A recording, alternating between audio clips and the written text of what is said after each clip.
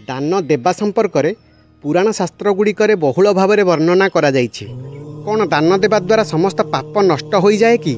12 अनुसार दान देवा संपर्क में धर्मशास्त्र में कौन वर्णना रही? जदि अपात्र रे दान दिया जाए तेबे कौन होइथाए?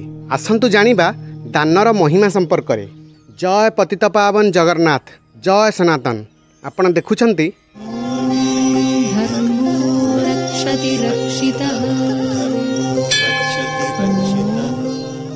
सनातन धर्मशास्त्र अनुसार दानर अनेक महत्व रही। कह जाए दान पुण्य करने द्वारा मनुष्यर समस्त समस्यार समाधान हो जाए, पाप नष्ट हो जाए एवं भगवत सानिध्य मिलता है।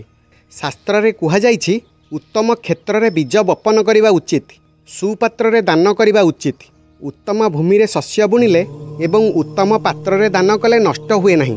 दान केवल यही जन्म नुहे बरं आसंता जन्मर मध्य साथी होइथाए।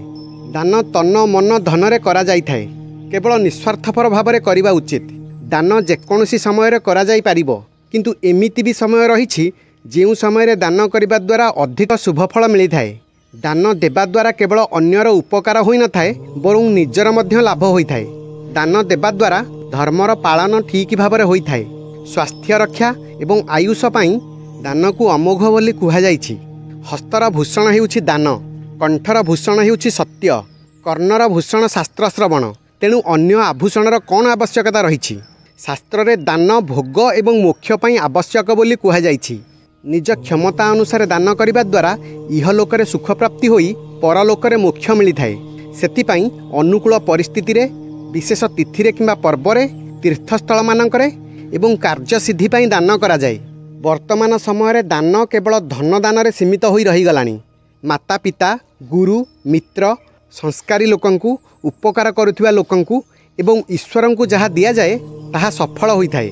सनातन धर्मशास्त्र रे 4 पुरुषार्थ कथा उल्लेख रही: धर्म, अर्थ, काम एवं मोक्ष।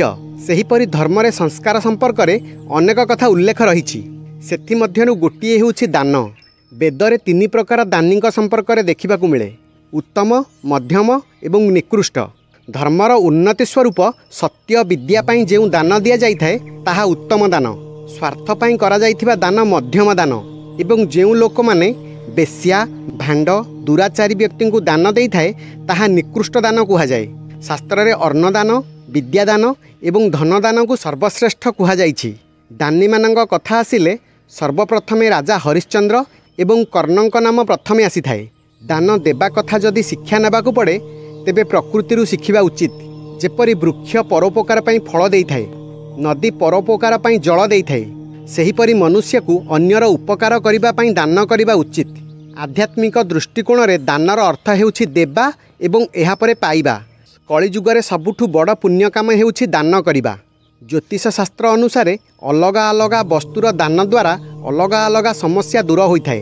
दान पुण्य केबे व्यर्थ जाए नहीं। आम पूर्वज ऋषि महर्षि माने दानर उपाय विषय कहिछंती। 4 जुगरे 4 अलगा अलगा विशेषत्व रही। सत्यरे तप, त्रेतୟରେ ज्ञान, द्वापରରେ यज्ञ एवं कलिजुगरे एकमात्र दान मनुष्यर कल्याणकारी अटे। पापरु नर्क, दारिद्र्यरु पाप एवं अप्रदानरु दारिद्र्य होइथाए। सेथिपाई दान करिबा उचित। शास्त्र रे ऋषि दधीचीଙ୍କ संपर्क रे वर्णना रही, जे निजर अस्थि को दान करथिले। कर्ण निज अंतिम युद्ध पूर्व निजर कवच एवं कुंडल दान करथिले। मृत्यु परे निज धन, परिवार, मित्र, संपत्ति एपरिक निज शरीर मध्य एही पार्थिव संसार रे रही जाए, किंतु परलोक रे केवल दान ही मित्र होइथाए। सेथिपाई सनातन धर्म रे दान करिवार परंपरा रही। कह जाए दान देवा द्वारा देवता को मध्य प्रसन्न करा जाई पारे।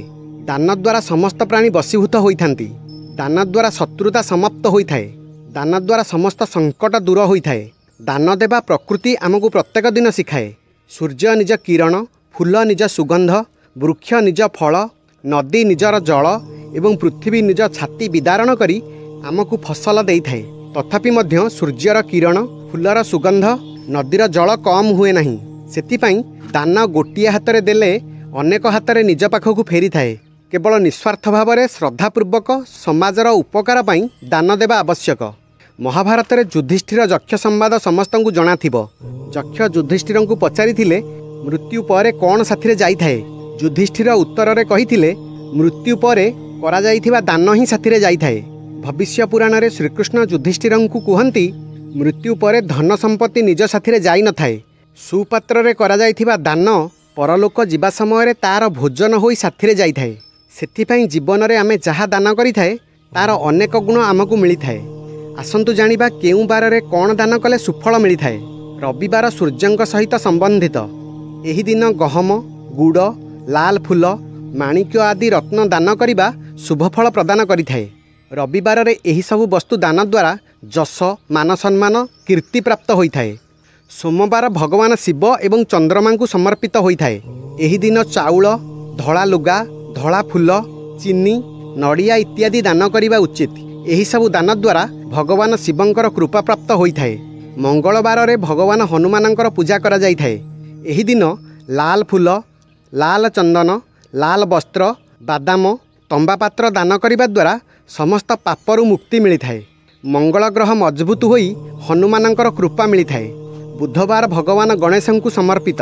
ବୁଧବାର ଦିନ ସବୁଜ ରଙ୍ଗର ବସ୍ତୁ ଯେପରି ମୁଗ ଡାଲି, ସବୁଜ ପନିପରିବା, ସବୁଜ ଚୁଡ଼ି ଏବଂ ସବୁଜ ବସ୍ତ୍ର ଦାନ କରିବା ଉଚିତ। ଏହାଦ୍ୱାରା ବୁଧ ଗ୍ରହ ମଜବୁତ ହୋଇଥାଏ। ଟଙ୍କା ପଇସାର ଅଭାବ ରହିନଥାଏ। ଭଗବାନ ଗଣେଶଙ୍କର କୃପା ମିଳିଥାଏ। ଗୁରୁବାର ବୃହସ୍ପତିଙ୍କୁ ସମର୍ପିତ। ଏହି ଦିନ ହଳଦିଆ ରଙ୍ଗର ବସ୍ତୁ ଯେପରି ହଳଦିଆ ଡାଲି, ହଳଦିଆ ଫୁଲ, ହଳଦୀ ରଙ୍ଗର ବସ୍ତ୍ର, ସୁବର୍ଣ୍ଣ ଦାନ କରିବା ଉଚିତ। ଏହାଦ୍ୱାରା ଯଶ, ସମ୍ପତ୍ତି, ବୈଭବ ମିଳିଥାଏ। ଶୁକ୍ରବାର ଶୁକ୍ର ଗ୍ରହ ସହିତ ସମ୍ବନ୍ଧିତ। ଏହି ଦିନ ଧଳା ରଙ୍ଗର ବସ୍ତୁ ଯେପରି ଲୁଣ, କ୍ଷୀରି, ଧଳା ଲୁଗା ଦାନ କରିବା ଉଚିତ। ଏହାଦ୍ୱାରା ମାତା ଲକ୍ଷ୍ମୀଙ୍କର କୃପାପ୍ରାପ୍ତ ହୋଇଥାଏ। ଶନିବାର ଶନିଦେବଙ୍କୁ ସମର୍ପିତ। ଶାସ୍ତ୍ର ଅନୁସାରେ ଶନିଦେବଙ୍କର କଳା ରଙ୍ଗ ପ୍ରିୟ। ଏହି ଦିନ କଳା ରଙ୍ଗର ବସ୍ତୁ ଯେପରି କଳା ବସ୍ତ୍ର, ସୋରିଷ ତେଲ, ଲୁହା, କଳା ରାଶି ଏବଂ ଚମଡ଼ାରେ ତିଆରି ଜିନିଷ ଦାନ କରିବା ଦ୍ୱାରା ଶନି ଗ୍ରହଠୁ ମୁକ୍ତି ମିଳିଥାଏ। ପବିତ୍ର ମନରେ ନୂଆ ଏବଂ ସ୍ୱଚ୍ଛ ବସ୍ତ୍ର ଦାନ ଲାଭକାରୀ ହୋଇଥାଏ। ଅଟକିଥିବା କାମ ସଫଳ ହୋଇଥାଏ। ଘିଅ ଦାନ କରିବା ଦ୍ୱାରା ପରିବାରରେ ଶୁଭ ସମାଚାର ମିଳିଥାଏ। ଗୁଡ଼ ଦାନ କରିବା ଦ୍ୱାରା ଘରେ ହେଉଥିବା କଳହ ବନ୍ଦ ହୋଇଥାଏ। ଦରିଦ୍ରତା ଦୂର ହୋଇ ଧନ ଆଗମନର ରାସ୍ତା ଖୋଲିଯାଏ। ସୁଖ ବୃଦ୍ଧି ପାଇଥାଏ। ଶସ୍ୟ ଦାନ କଲେ ମାତା ଲକ୍ଷ୍ମୀ ପ୍ରସନ୍ନ ହୋଇଥାନ୍ତି। ସଂକଳ୍ପ କରି ଶସ୍ୟ ଦାନ କରିବା ଦ୍ୱାରା ମନୋକାମନା ପୂରଣ ହୋଇଥାଏ। ଗୃହରେ ଶ୍ରାଦ୍ଧ ଅଥବା କାହାର ମୃତ୍ୟୁ ପରେ କଳା ରାଶି ଦାନ କରିବା ଦ୍ୱାରା ଆସନ୍ନ ବିପଦ ଏବଂ ସମସ୍ୟା ଦୂର ହୋଇଥାଏ। ଏହାଛଡ଼ା ରକ୍ତଦାନ, ଶିକ୍ଷାଦାନ, ବନ୍ୟଦାନ ଇତ୍ୟାଦି ପରୋପକାର ପାଇଁ ଦାନ କରିବା ଉଚିତ। ଶାସ୍ତ୍ରୀୟ ମତରେ ଦାନ କରିବା ଦ୍ୱାରା ଅନେକ ଶୁଭଫଳ ତ ମିଳିଥାଏ। ଏହାଛଡ଼ା ଦାନ କରିବା ଦ୍ୱାରା ସମାଜର ଅନେକ ଉପକାର ହୋଇ ସାମାଜିକ ସମ୍ପର୍କ ସୁଦୃଢ଼ ହୋଇଥାଏ। ସେଥିପାଇଁ ପବିତ୍ର ମନରେ ନିଃସ୍ୱାର୍ଥପର ଭାବରେ ଦାନ କରିବା ଉଚିତ। ଯଦି ଭିଡ଼ିଓ ଭଲ ଲାଗିଥାଏ ତେବେ ଲାଇକ୍ କରନ୍ତୁ ଏବଂ ଚ୍ୟାନେଲକୁ ସବସ୍କ୍ରାଇବ୍ କରନ୍ତୁ। ରହିଲି। ଜୟ ଜଗନ୍ନାଥ, ଜୟ ସନାତନ।